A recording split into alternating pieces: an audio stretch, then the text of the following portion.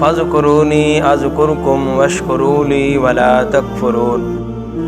सो तुम मुझे याद किया करो, मैं तुम्हें याद रखूँगा, और मेरा शुक्र अदा किया करो और मेरी नाशुक्री ना किया करो। अल्लाह ताला के ज़िक्र में हर खैर है, हर भलाई है, कि जो बंदा चाहता है कि मुझे दुनिया और आखिरत की भलाइयाँ मिलें, मैं दुनिया में भी कामयाब हो जाऊँ और आखिरत में भी कामयाब हो जाऊँ, वो अल्लाह का ज़िक्र करे। आज दिल बेचैन है, दिल को करार कैसे नसीब होगा, दिल को सुकून कैसे नसीब होगा। आओ अल्लाह का कुरान पढ़ते हैं। अल्लज़ीना आमनू व तत्मइन्नु क़ुलूबुहुम बिज़िक्रिल्लाह अला बिज़िक्रिल्लाह तत्मइन्नुल क़ुलूब। इरशाद फरमाया कि जो ईमान ले आए, इनके दिल का फरमाया कि इनके दिल अल्लाह के ज़िक्र से मुतमिन होते हैं। और जान लो अल्लाह के ज़िक्र से दिलों को इत्मीनान नसीब होता है। अल्लाह के ज़िक्र करने से इंसान को सुकून मिल जाता है और हर भलाई मिल जाती है।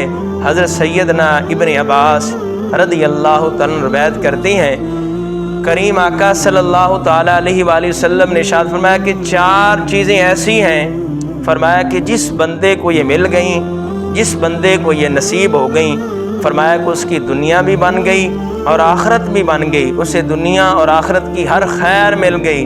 वो 4 चीज़ें कौन सी हैं? तो मेरे करीम आका सल्लल्लाहु ताला अलैहि वसल्लम ने इरशाद फरमाया कि जिसको ऐसा दिल मिल गया, यानी शुक्र करने वाला दिल और ज़िक्र करने वाली ज़ुबान और ऐसा बदन कि मुसीबत पर सब्र करने वाला बदन मिल गया, और ऐसी बीवी मेरे करीम आका सल्लल्लाहु अलैहि वसल्लम ने इरशाद फरमाया कि जिसको मिल गई कि जो ना अपने नफ्स में ख़यानत करे, यानी पाक दामन रहे, और फरमाया कि ना ही शौहर के माल में ख़यानत करे। जिसको ये 4 चीज़ें मिल गईं, जिसको ये 4 चीज़ें नसीब हो गई, फरमाया उसकी दुनिया भी बन गई और आखिरत भी बन गई।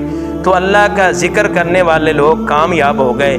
मेरे करीम आका सल्लल्लाहु ताला अलैहि वसल्लम ने इरशाद फरमाया कि एक बंदा बहुत माल, बहुत रुपए अल्लाह के राह में तकसीम कर रहा है और एक अल्लाह के ज़िक्र में मसरूफ़ है। फरमाया कि जो अल्लाह के ज़िक्र करने में मसरूफ़ है, फरमाया कि जो अल्लाह के राह में माल खर्च कर रहे उससे अफजल है कि सोना और चांदी खैरात करने से जो अफजल है, जो अल्लाह के यहाँ पकीज़ा है। और यहाँ तक कि तुम फरमाया कि दुश्मन के साथ मुकाबला करो, तुम उन्हें कत्ल करो, वो तुम्हें इससे भी जो अफजल अमल है। और मेरे करीम आका सल्लल्लाहु अलैहि वसल्लम के अल्लाह का ज़िक्र है। हज़रत अबू सईद खुदरी रज़ियल्लाहु अन्हु से रवायत है, मेरे करीम आका ने फरमाया कि अल्लाह का ज़िक्र इतना कसरत के साथ करो, अल्लाह का ज़िक्र इतना कसरत के साथ कहो कि तुम्हें लोग दीवाना कहें। कसरत के साथ अल्लाह का ज़िक्र करो। शेख सादी शराजी अली रहमा से किसी ने पूछा कि कौन सा वक़्त बेहतर है, कौन सा वक़्त अफजल है? फरमाया कि वक़्त वही अच्छा है जो अल्लाह रसूल की याद में गुज़र जाए, जो खुदा की याद में वक़्त गुज़र जाए। आप फरमाते हैं वो वक़्त अच्छा है, वो वक़्त अल्लाह के यहाँ अफजल है। कुर्बान जाएँ, हज़रत मुआज़ बिन जबल रज़ियल्लाहु तआला रवायत करते हैं कि एक आदमी रसूलुल्लाह सल्लल्लाहु ताला अलैहि वसल्लम की बारगाह में हाज़िर हुआ और अर्ज़ की और पूछा कि कौन से मुजाहिद का ज़्यादा सवाब है? तो मेरे करीम आका सल्लल्लाहु ताला अलैहि वसल्लम ने इरशाद फरमाया कि जो अल्लाह तबारक व तआला का ज़्यादा ज़िक्र करने वाला है। उसने दोबारा अर्ज़ किया कि रोज़ेदारों में से किसका ज़्यादा सवाब है? आप सल्लल्लाहु ताला अलैहि वसल्लम इरशाद फरमाया कि जो ज़्यादा अल्लाह ताला का ज़िक्र करने वाला है। उसने दोबारा अर्ज़ किया कि नमाजियों में से किस नमाजी का ज़्यादा सवाब है? तो आप सल्लल्लाहु ताला अलैहि वसल्लम ने इरशाद फरमाया कि जो ज़्यादा अल्लाह तबारक व तआला का ज़िक्र करने वाला है। उसने दोबारा अर्ज़ किया कि हज करने वालों में से किस हाजी का ज़्यादा सवाब है? तो आप सल्लल्लाहु ताला अलैहि वसल्लम ने इरशाद फरमाया कि जो ज़्यादा अल्लाह ताला का ज़िक्र करने वाला है। इसी तरीके उसने सदक़े बारे मेरे महबूब अलैहिस्सलाम की बारगाह में अर्ज़ किया। हज़ूर अलैहिस्सलाम हर बार यही फरमाते रहे, जो फरमाया कि जो अल्लाह तबारक व तआला का ज़्यादा ज़िक्र करने वाला है, फरमाया कि उसका ज़्यादा सवाब है, वो ज़्यादा अफजल है। कुर्बान जाएँ तो हज़रत अबू बकर व उमर रज़ियल्लाहु ताला ने उस शख्स से कहा, है अबू हफ्स, अल्लाह का ज़िक्र करने वाले तमाम नेकियां ले गए। तो रसूलुल्लाह सल्लल्लाहु अलैहि वसल्लम फरमाया कि बिल्कुल दुरुस्त फरमाया है, तो अल्लाह का ज़िक्र करें।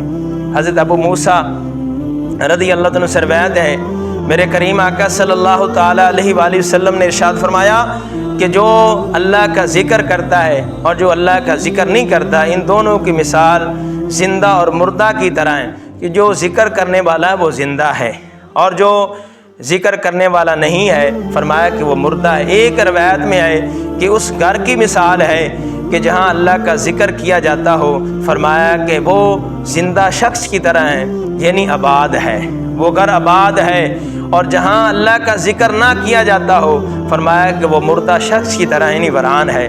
تو اس بات سے ہمیں یہ سبق ملتا ہے کہ جہاں اللہ کا ذکر کیا جائے، جہاں اللہ کو یاد کیا جائے، اللہ تعالیٰ کو کثرت کے ساتھ یاد کیا جائے، وہ گھر آباد ہیں۔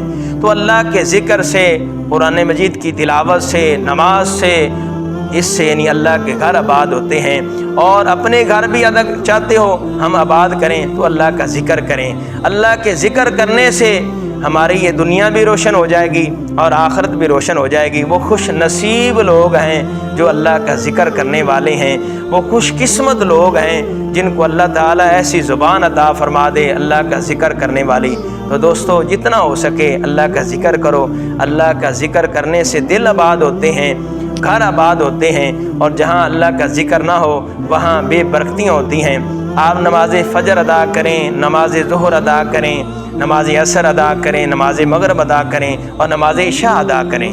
نماز فجر کے بعد آپ 100 مرتبہ اول آخر 3 مرتبہ درود شریف پڑھیں، یا عزیز و یا اللہ ایک تسبیح کریں، اور نماز ظہر کے بعد یا کریم و یا اللہ یہ ایک تسبیح کریں، اور نماز عصر کے بعد آپ پڑھیں یا جبار یا اللہ یا جبار یا اللہ، اور نماز مغرب کے بعد آپ پڑھیں یا ستار یا اللہ، اور نماز عشاء کے بعد آپ پڑھیں یا غفار یا اللہ۔ جو ہمیشہ یہ اللہ تعالیٰ کے 5 جو نام ہیں، یا عزیز یا اللہ، یا کریم یا اللہ، یا جبار یا اللہ، یا ستار یا اللہ، یا غفار یا اللہ، جو پڑھنے والا ہے اسے اللہ تعالیٰ دنیا اور آخرت کی بھلائیاں عطا فرمائے گا۔